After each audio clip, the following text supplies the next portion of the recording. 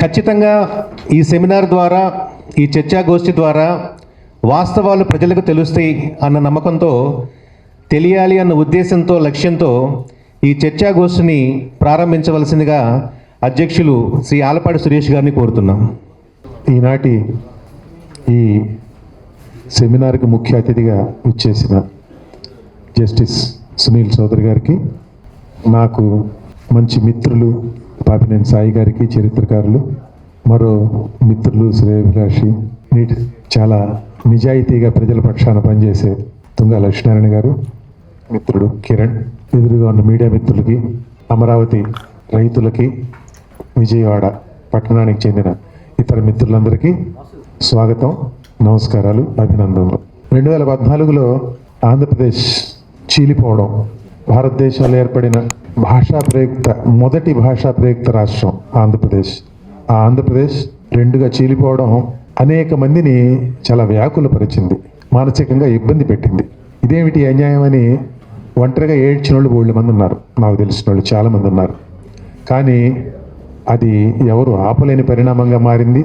మరి గత్యంతరం లేని పరిస్థితుల్లో రాష్ట్ర విభజన అనే దాంతో రికన్సైల్ అయ్యారు తెలుగు ప్రజలు. ఆంధ్రులు రాజీ పడ్డారు, సరేలే అనుకున్నారు. అనుకున్న వారికి ఒక రాజధాని కావాలి కదా, మరి ఒక రాజధాని, అత్యద్భుతమైన స్థాయిలో డెవలప్ అయిన రాజధాని హైదరాబాద్.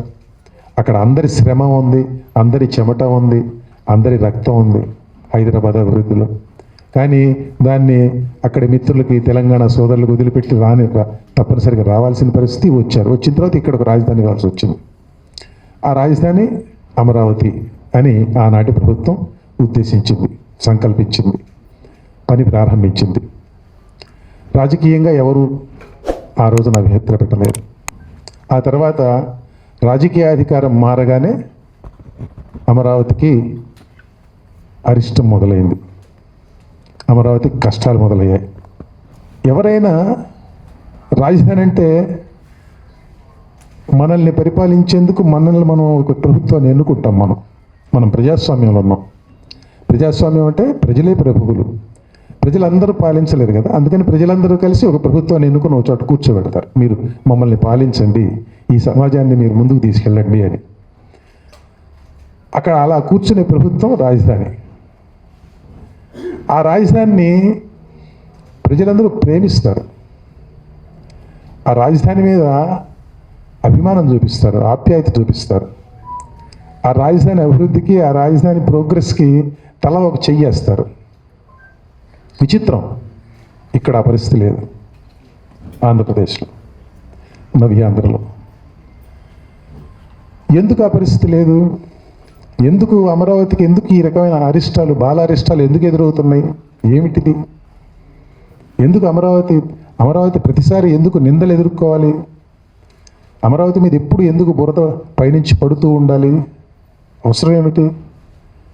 మన రాజధాని మనం ప్రేమించుకోలేమా? నాకుండే మోటివ్ ఏమిటి? నా రాజధాని ప్రేమించడానికి నాకుండే మోటివ్ ఏమిటి? నా ఊరు, నా రాష్ట్రం, నా ప్రజలు, నా రాజధాని, అదే నా మోటివ్. అమరావతి మీద బురద చల్లే వాళ్ళ మోటివ్ ఏమిటి? ఎందుకు చల్లాలి? ఈ పరిస్థితి మనం చూస్తూ వచ్చాం కొంతకాలంగా. నిజానికి 2019లో అధికార మార్పిడి జరిగిన వెంటనే కొద్ది నెలల తర్వాత 3 రాజధానులు అనే ఒక ప్రతిపాదనని ముందుకు తీసుకొచ్చిన తర్వాత అమరావతిని డిస్క్రెడిట్ చేయడం కోసం గాను ఒక కాన్సర్టెడ్ ఎఫర్ట్ జరిగింది, ఒక తీవ్రమైన ప్రయత్నం జరిగింది.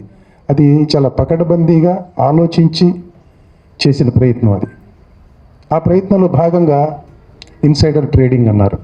ఆ ప్రయత్నంలో భాగంగా అమరావతి మునిగిపోద్ది, అమరావతి ముంపు ఏరియా, అమరావతిలో అసలు మనం పునాదులు తీసి కట్టలేం, భవనాలే ఇక్కడ అమరావతిలో రైస్ చేయలేం, ఇది పనికిరాని ప్రాంతం ఇది అని చెప్పారు అని అన్నారు. దాన్ని సమర్థిస్తూ, ఇది ఎవరో మేమన్నమాట కాదు, మద్రాస్ ఐఐటి వాళ్ళు చెప్పారని చెప్పి ఒక రిపోర్ట్ తీసుకొచ్చారు, దాన్ని పబ్లిక్ డొమైన్లో పెట్టారు. ఆ రిపోర్ట్ని తీరా చూస్తే ఆ మద్రాస్ ఐఐటి అసలు మాకు ఆ రిపోర్ట్కి సంబంధం లేదని చెప్పింది. సరే అమరావతి ఇన్సైడర్ ట్రేడింగ్ అన్నారు. ఇన్సైడర్ ట్రేడింగ్ అనేది అసలు నాన్ సెన్స్. ఇన్సైడర్ ట్రేడింగ్ అనేది లేదు అని ఆంధ్రప్రదేశ్ హైకోర్టు తీర్పిచ్చింది. జస్టిస్ మానవేంద్రనాథ్ రాయ్ గారు తీర్పిచ్చారు.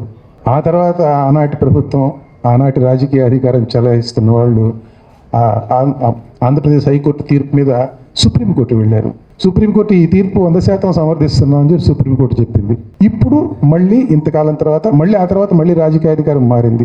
ఆనాడు ఎవరైతే అమరావతిని డిస్క్రెడిట్ చేయాలని చెప్పి తీవ్రమైన ప్రయత్నాలు చేశారో, అమరావతి రాజధాని కాకుండా చేయాలని ఎవరైతే తీవ్రమైన ప్రయత్నాలు చేశారో వాళ్ళ చేతిలోంచి రాజ్యాధికారం మారిపోయింది. కొత్త ప్రభుత్వం అధికారంలోకి వచ్చింది. ఇప్పుడు మళ్ళీ తాజాగా అమరావతి మీద దాడి సాగుతూ ఉన్నది. మొన్నటి అల్పపీడనం కారణంగా వచ్చిన భారీ వర్షాలు ఆ ఫలితంగా అమరావతి మునిగిపోయింది అనే ఒక ప్రచారం మొదలైంది. సోషల్ మీడియాలో వచ్చింది ఆ ప్రచారం, మెయిన్ స్ట్రీమ్ మీడియాలో కూడా వచ్చింది. ఒక మెయిన్ స్ట్రీమ్ మీడియాలో కూడా వచ్చింది. ఎట్లా దీన్ని ఏ విధంగా పూర్వపక్షం చేయాలి? అయితే ఈ దాడి, ఈ దుష్ప్రచారం, ఈ ప్రచారం చేస్తున్న వాళ్ళు, అది దుష్ప్రచారం మంచి ప్రచారం ఇప్పుడు చూద్దాం మనం. నా మాటల్లోనూ నా తర్వాత మాట్లాడే మన అతిథుల మాటల్లోనూ అది ఏ ప్రచారం, ఎలాంటి ప్రచారం, ఎందుకు దాన్ని మనం ఖండించాల్సిన అవసరం ఉంది, ఏమిటనేది చూద్దాం. ఈ ప్రచారం మీద సహజంగానే ఇదేంటి మన రాజధాని మునగటువంటి, ఇప్పుడు ఉదాహరణకు అమరావతి రైతులు ఉన్నారు. అమరావతికి భూములు ఇచ్చిన రైతులు వాళ్ళ గ్రామాలు అదేదో 10 ఏళ్ల క్రితం, 20 ఏళ్ల క్రితం, 50 ఏళ్ల క్రితం పుట్టిన గ్రామాలు కావు అవి. ఆ గ్రామాలు కొన్ని 100 ఏళ్ళుగా అక్కడ ఉన్నాయి. ఆ పక్క నుంచి కృష్ణానది వెళ్తుంది. 1996లో అనుకుంటే ఇఫ్ ఐఎమ్ రైట్, 96, 97 కృష్ణానదికి అంతకు మునుపు గత 100 ఏళ్ళుగా ఏనాడు లేనంత పెద్ద వరద వచ్చింది. ఆ వరద వచ్చినప్పుడు ఆ గ్రామాలు అక్కడే ఉన్నాయి, ఏం కాల. అంతకంటే పెద్ద వరద ఆ తర్వాత రాలే ఇంతవరకు. మళ్ళా గత 100 ఏళ్లలోనూ రాలేదు, ఆ తర్వాత రాలేదు. మొన్నటి వానలకి అమరావతి మునిగిపోతుంది అంటున్నారు. ఏమిటి అంటే భావప్రకటన స్వేచ్ఛ లేదా మాకు? ఆర్టికల్ 19(1)(a) మాకు వర్తించదా అని అడుగుతున్నారు. ఇక్కడ నేను ఒక విషయం స్పష్టం చేయదలుచుకున్నాను. భావప్రకటన స్వేచ్ఛ భారత రాజ్యాంగంలో భారత పౌరులకు కల్పించిన ప్రాథమిక హక్కుల్లో అత్యంత విలువైన హక్కు భావప్రకటన స్వేచ్ఛ. Free speech, freedom of expression అనేది అత్యంత విలువైన హక్కు. ఆ హక్కుని కాపాడడం కోసంగాను మనం ఎప్పటికప్పుడు ఆ హక్కును కాపాడడమే మన లక్ష్యంగా ఉండాలి. అయితే భావప్రకటన స్వేచ్ఛకి రాజ్యాంగంలోనే కొన్ని రీజనబుల్ రిస్ట్రిక్షన్స్ పెట్టారు, కొన్ని పరిమితులు. ఆ పరిమితులు లోబడి ఉండాలి ఆ హక్కు. ఆ పరిమితుల జోలికి కూడా నేను వెళ్తాను. ఇప్పుడు నేను పర్సనల్గా, వ్యక్తిగతంగా నా అభిప్రాయం ఎట్లా ఉంటుందంటే, భావప్రకటన స్వేచ్ఛకి వీలైనన్ని తక్కువ ఆంక్షలు ఉండాలి. అఫెండ్ చేసే హక్కు కూడా ఉండాలి. నేను అఫెండ్ అయ్యానని పద్దాకా అంటే కుదరదు. నా హక్కే నాకు ముందు వస్తుంది. అమరావతి రైతులు అఫెండ్ అయితే మాత్రం ఏంటి, నేను నా ఇష్టం వచ్చినట్టు పెడతానంటే సరే మంచిది, దానికి కూడా ఒప్పుకుందాం కాసేపు మాట వరుస. కానీ నేను నా భావప్రకటన స్వేచ్ఛ హక్కుని ఉపయోగించుకొని ఒక అబద్ధాన్ని ప్రచారంలో పెడతానంటే, నిజాన్ని వక్రీకరించి, లేకపోతే నిజాన్ని మసిపూసి మారేడుకాయ చేసి, దానిపై అత్యాచారం చేసి, ఆ నిజం అనేదాన్ని మనం గుర్తించలేని స్థాయిలో దాని మీద దుర్మార్గం చేసి, దాని స్థానంలో ఒక అబద్ధాన్ని తీసుకొచ్చి నేను పబ్లిక్ డొమైన్లో పెడతాను. ఆ అబద్ధాన్ని ఐ విల్ పెడిల్ దట్ లై. నేను ఆ అబద్ధాన్ని ప్రచారంలో పెడతాను. పెట్టేందుకు నాకు హక్కు ఉంది, ఆ హక్కును నాకు భారత రాజ్యాంగం కల్పించింది అని చెప్తారా? చెల్లుద్దా వాదన? నీకు హక్కు ఉంది, కాదను నేను. అబద్ధాన్ని ప్రచారంలో పెట్టే హక్కు నీకెక్కడుంది? నిజాన్ని కాదనే హక్కు నీకెక్కడుంది? ఈ హక్కులు లేవు. ఈ తరహా హక్కులు భారత రాజ్యాంగం ఎవరికి ఇవ్వడంలా. మనకి ఎవరైనా పరువు నష్టం దావా ఉందనుకోండి, ఎవరైనా పరువు నష్టం దావా వేస్తారు. ఒక పరువు నష్టం దావాని ఎదుర్కొనేందుకు, అంటే పరువు నష్టం దావా అనే అభియోగాన్ని ఎదుర్కొంటున్న మనిషి ట్రూత్ అనే ఒక డిఫెన్స్ని ఉపయోగించవచ్చు. పరువు నష్టం దావాని ఎదుర్కొనే మనిషి. ఇక్కడ అసలు ట్రూతే కాదు ఇది. నువ్వు ప్రచారంలో పెడుతున్నదే అబద్ధం. ఆ అబద్ధాన్ని ప్రచారంలో పెట్టి నాకు భావప్రకటన స్వేచ్ఛ ఉందనుకుంటే ఎట్లా కుదురుతుంది? ఇదొకటి. దీన్ని ఇటువైపు దీనికి రెండో పార్శ్వం చూద్దాం. దీనికి మీడియాలో కూడా ఈ తరహా, అంటే ఒక సెక్షన్ ఆఫ్ మీడియాలో ఈ ప్రచారం నడుస్తూనే ఉంది. మీడియాకి హక్కులు ఉన్నాయి. మీడియా హక్కుల్ని కూడా మనం గౌరవించాలి. మీడియా మీద ఆంక్షలు ఉండకూడదు.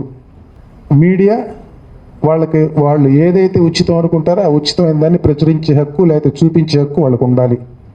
దాని మీద ఆంక్షలు ఉండడం మంచిది కాదు. దీనికి మనం అందరం కంట్రిబ్యూట్ చేస్తాం ఈ ఈ ఈ మాటకి.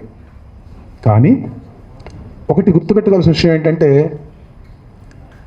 భారత రాజ్యాంగంలో మీడియా స్వేచ్ఛ అనే మాట లేదు ఎక్కడ. మీకు యుఎస్లో అమెరికా కాన్స్టిట్యూషన్లో ఫస్ట్ అమెండ్మెంట్ అని ఒకటి ఉంది. వాళ్ళకి స్పెసిఫిక్గా మీడియా స్వేచ్ఛ అనేది ఉంది అమెరికా రాజ్యాంగంలో. ఆ తరహాగా భారత రాజ్యాంగంలో మీడియా స్వేచ్ఛ అన్న మాట ఎక్కడా లేదు. ఆర్టికల్ 19(1)A ఏదైతే ఉందో, అంటే ప్రతి పౌరుడికి ఫ్రీ స్పీచ్ హక్కును కల్పిస్తున్న భారత రాజ్యాంగంలో ఉన్న ఆర్టికల్ ఏదైతే ఉందో, భావ ప్రకటన స్వేచ్ఛను కల్పిస్తున్న ఆర్టికల్, ఆ ఆర్టికల్లోనే ఇన్హెరెంట్గా మీడియా స్వేచ్ఛ ఉన్నది. కాబట్టి మీడియా స్వేచ్ఛని స్పెసిఫిక్గా నిర్దిష్టంగా పేర్కొనకపోయినప్పటికీ భారత రాజ్యాంగం మీడియా స్వేచ్ఛకు కూడా పూచీ పడుతున్నది అని సుప్రీంకోర్టు క్లారిటీ ఇచ్చింది. సుప్రీంకోర్టు ఏ మాట చెప్పినా, ఇది ఇప్పుడు 1950లోనే వచ్చింది, if I'm right, Ramesh Thapar case అనుకుంటాను. సుప్రీంకోర్టు మన రాజ్యాంగం ప్రకారం ఉన్నత న్యాయస్థానాలు, ఇది సుప్రీంకోర్టు కానివ్వండి, హైకోర్టులు కానివ్వండి, ఉన్నత న్యాయస్థానాలు చెప్పిన మాట ఏదైనప్పటికీ అది చట్టం కిందే పరిగణింపబడుతుంది, అది చట్టం కిందకే వస్తుంది. కాబట్టి సుప్రీంకోర్టు అప్పుడు చెప్పిన ఆ మాట ప్రకారం మీడియాకి హక్కులు ఎక్కడి నుంచి వచ్చినాయి, స్వేచ్ఛ ఎక్కడి నుంచి వచ్చింది, 19(1)Aలో నుంచి వచ్చింది. అంటే ఏమిటి చెప్పండి, దాని అర్థం ఏమిటంటే 19(1)Aకి మనకి సంబంధించి 19(1)A ద్వారా మనకి సంక్రమిస్తున్న హక్కులకి ఏవైతే పరిమితులు ఉన్నాయో, రీజనబుల్ రిస్ట్రిక్షన్స్ ఏవైతే ఉన్నాయో, ఆ రీజనబుల్ రిస్ట్రిక్షన్స్ అటు మీడియాకు కూడా ఉంటాయి. అది ఈ మతలబు. 19(1)A ద్వారా మనకు వస్తున్నది ఏ హక్కు అయితే వస్తున్నదో అదే హక్కు నుంచి మీడియాకు కూడా హక్కు వస్తుంది. వాళ్ళకి కూడా ఈ పరిమితులు వర్తిస్తాయి. మీడియా, ఆ తరహా మీడియా, ఆ విధమైన ప్రాతిపదికతో నడుస్తున్న మీడియా ఈ ప్రజాస్వామ్యంలో నేను ఒక అబద్ధాన్ని సృష్టించి నేను ప్రజల్లోకి వదులుతాను, దాన్ని పబ్లిక్ డొమైన్లో పెడతాను. ఆ అబద్ధం కాదు, అది నిజం కాదు, ఆ అబద్ధం అది అని చెప్పేందుకు అది చెప్పే బాధ్యత నాది కాదు, వాళ్ళు ఎవరో తర్వాత చూసుకున్న వాళ్ళది అని చెప్పేందుకు మీడియాకు హక్కు లేదు. మీడియా తప్పనిసరిగా రాజ్యాంగానికి పూచిపడి ఉండాలి. ఈ దేశంలో, ఈ వ్యవస్థలో, ఈ సమాజంలో రాజ్యాంగం అత్యున్నతం. ఆ రాజ్యాంగం మనం రాసుకున్న ప్రకారం ఒక రాజ్యాంగం రాసుకున్నాం. ఆ రాజ్యాంగంలో భాగంగానే ఈ వ్యవస్థలన్నింటినీ వచ్చినాయి. ఈ వ్యవస్థల్ని, ఈ రాజ్యాంగాన్ని, వీటన్నిటినీ సృష్టించింది భారత ప్రజలు. We the people of India, that is Bharat అని మొదలవుతుంది ప్రియాంబుల్, రాజ్యాంగం యొక్క పీఠిక. మనం ప్రభువులం. ఏ మీడియా అయినా కానివ్వండి, ఎవరైనా కానివ్వండి, ఏ వ్యవస్థ అయినా కానివ్వండి, ఈ ప్రజాస్వామ్యంలో వాళ్ళు ఏది చెప్పినా, ఏది చేసినా ఏమిటి ప్రధానం? లక్ష్యం ఏమిటి? ఈ సమాజం పురోగతి, ఈ సమాజం అభ్యున్నతి, ఈ సమాజం సంక్షేమం. అంతేనా కాదా? ఈ సమాజం చెడు కోరుకుంటుందని ఎవడైనా కనపడతాడా మనకి భారతదేశంలో? ఏ వ్యవస్థ అయినా చెప్తుందా మాట? ప్రతి ఒక్కళ్ళు, ప్రతి వ్యవస్థ చెప్పే మాట ఒకటే. ఏ వ్యవస్థ అయినా, ఏ యంత్రాంగం అయినా, మనుషులు, ఈ సమాజంలో భాగమైన మనుషులు ఎవరైనా, పౌరులు ఎవరైనా, సమాజం మంచి కోసం పనిచేస్తున్నాం, సమాజం మంచి కోసం ఈ మాట చెప్తున్నాం, సమాజం అభ్యున్నతి కోసం ఈ మాట చెప్తున్నామని అంటారు. చెడు చేయటం చెప్తున్నాం అనరు.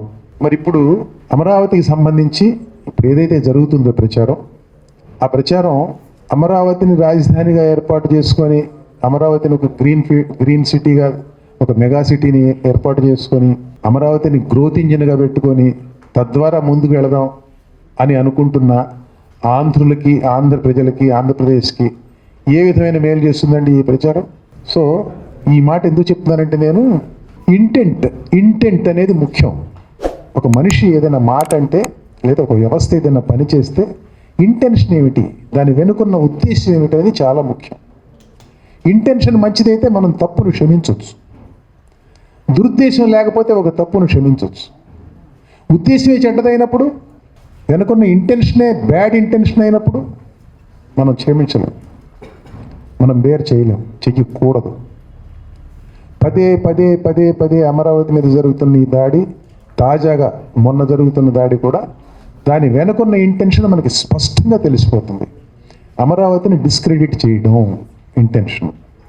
దాని వెనుక ఇంకా ఇతరత్ర రాజకీయాలు ఉన్నాయి. దాని వెనుక ఈ వేదిక రాజకీయాలు మాట్లాడే వేదిక కాదు కాబట్టి నేను పక్కన పెడతాను వాటిని. సోషల్ మీడియాలో జరుగుతున్న దుష్ప్రచారం కానివ్వండి, చాలామందికి తెలియక ఫార్వర్డ్ చేస్తారు. ఫేక్ వీడియోలతోటి, ఫేక్ ఫొటోస్ తోటి అనేక కంటెంట్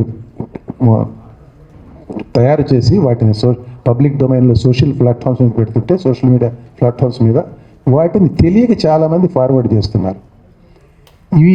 వీటిని ప్రొడ్యూస్ చేసి పెడుతున్న వాళ్ళ ఇంటెన్షన్ ఏంటంటే 10 మంది దగ్గరికి వెళ్ళడం.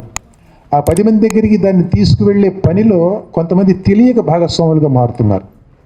అటువంటి వాళ్ళని ఎడ్యుకేట్ చేసి వాళ్ళకి ఇది కాదు, ఇది పద్ధతి కాదని చెప్పి కొంతవరకు ఆ బాధ్యతని నెరవేర్చాల్సిన బాధ్యత మీడియా మిత్రుల మీద ఉంది ప్రత్యేకించి. ఎందుకంటే మీడియా మిత్రులు ఏది ఫేక్ న్యూస్, ఏది వాస్తవమైన న్యూస్ అనేది తెలుసుకోగలిగే స్థితిలో ఉంటారు కొంతవరకు. వాళ్ళు కూడా భ్రాంతికి గురయ్యి కొన్ని ఫేక్ పోస్టుల్ని పంపిస్తున్న దాఖలాలు కూడా కనపడుతున్నాయి. బట్ ఫ్యాక్ట్ చెక్ అనేది చాలా ముఖ్యం. మామూలు ప్రజలు ఫేస్బుక్లోనో లేకపోతే వాట్సాప్లోనో వచ్చిన కంటెంట్ని డైరెక్ట్గా వేరే వాళ్ళకి ఫార్వర్డ్ చేసి చాలామంది దాన్ని ఫ్యాక్ట్ చెక్ అనేది ఏమిటి వాళ్ళకి తెలియదు, ఫ్యాక్ట్ చెక్ చేసుకునే అవకాశం ఉండదు.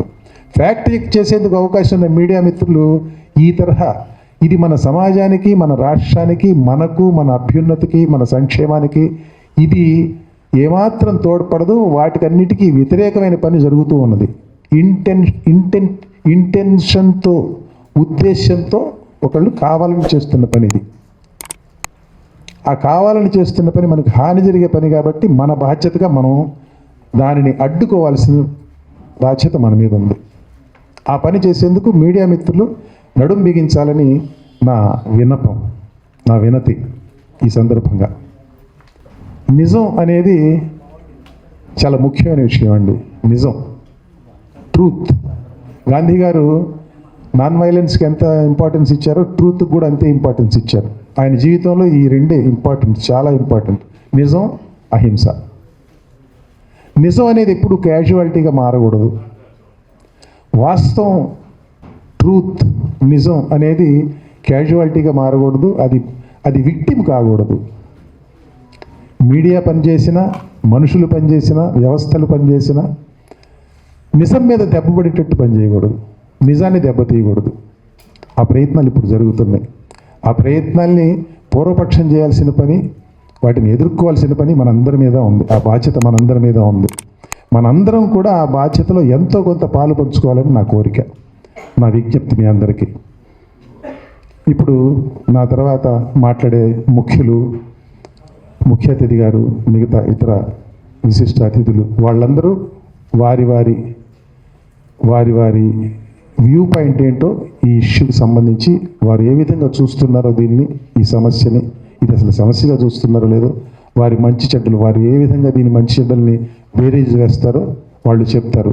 దీనికి ప్రాతిపదికగా ఇప్పుడు నేను చెప్పిన మాట, దీనికి ఒక ప్రాతిపదిక కల్పించేందుకు నేను నా అధ్యక్ష ఉపన్యాసంలో ప్రయత్నించాను. మీ అందరికీ నేను చెప్పేది ఒకటే, ప్యాసివ్ స్పెక్టేటర్స్గా ఉండకండి. సమాజం పట్ల మనకు బాధ్యత ఉంది. సమాజంలో మనం భాగం కాబట్టి మన ఎదురుగా చెడు జరుగుతున్నప్పుడు చెడును చెడు అని ఖండించే బాధ్యత మన మీద ఉంది. కాదు, మనం నోరు మూసుకుంటే మనం కూడా ఆ చెడులో కొంత భాగం తీసుకున్నట్టు అవుతుంది. దయచేసి ఈ విషయాన్ని మనం అందరం మనసులో ఉంచుకోవాలని కోరుతున్నాను. అమరావతి మీద జరుగుతున్న అమరావతి ముంపు ప్రాంతం అని అమరావతి మీద మరొకసారి ఇన్ని సంవత్సరాల తర్వాత కూడా ఈ ఎడతెగని దాడి కొనసాగుతోంది. ఇది ఆంధ్రప్రదేశ్ శ్రేయస్సుకి మంచిది కాదు. ఇది మీడియాలో ఒక వర్గం మీడియాలో, సోషల్ మీడియాలో ఉద్దేశపూర్వకమైన ఈ దాడి జరుగుతుందని మేము భావిస్తున్నాం. ఇది దీనిని భావ ప్రకటన స్వేచ్ఛతో ముడిపెట్టడం ఏమాత్రం కుదరని పని, ఏమాత్రం సరైన పని కాదు. అది అభ్యంతరకరం కూడా. భావ ప్రకటన స్వేచ్ఛ పేరుతోటి అసత్యాలని, అర్ధసత్యాలని, బూటకపు వార్తల్ని ప్రచారం చేసే హక్కు, పబ్లిక్ డొమైన్లో పెట్టే హక్కు మెయిన్ స్ట్రీమ్ మీడియాకు కానివ్వండి, సోషల్ మీడియాకు కానివ్వండి ఏమాత్రం లేదు. ఆ విషయంలో స్పష్టమైన క్లారిటీ ఇవ్వడం కోసం ఆంధ్రప్రదేశ్ ప్రజలకు జరుగుతున్నదేమిటో వీలైనంత వరకు మా ద్వారా ఉడతా భక్తిగా తెలియపరచడం బాధ్యత అని భావించి Andhra Pradesh media academy, CR media academy ఈ చిన్ని సెమినార్ కార్యక్రమాన్ని మొదలుపెట్టింది. ఇది ఈ తరహా ఆంధ్రప్రదేశ్ శ్రేయస్సు దృష్ట్యా అబద్ధపు వార్తల్ని, అసత్యాలని ప్రచారం చేయకుండా, వాటిని ప్రజల దగ్గరికి పదే పదే తీసుకువెళ్లకుండా ఎంతో కొంత అడ్డుకట్టగా దాన్ని అడ్డుకోవాల్సిన బాధ్యత మీడియా మిత్రుల మీద కూడా ఉంది. మీడియా మిత్రులందరికీ ఆ విషయంలో నేను ఆ బాధ్యతను నెరవేర్చాల్సిందిగా విజ్ఞప్తి చేస్తున్నాను. Thank you.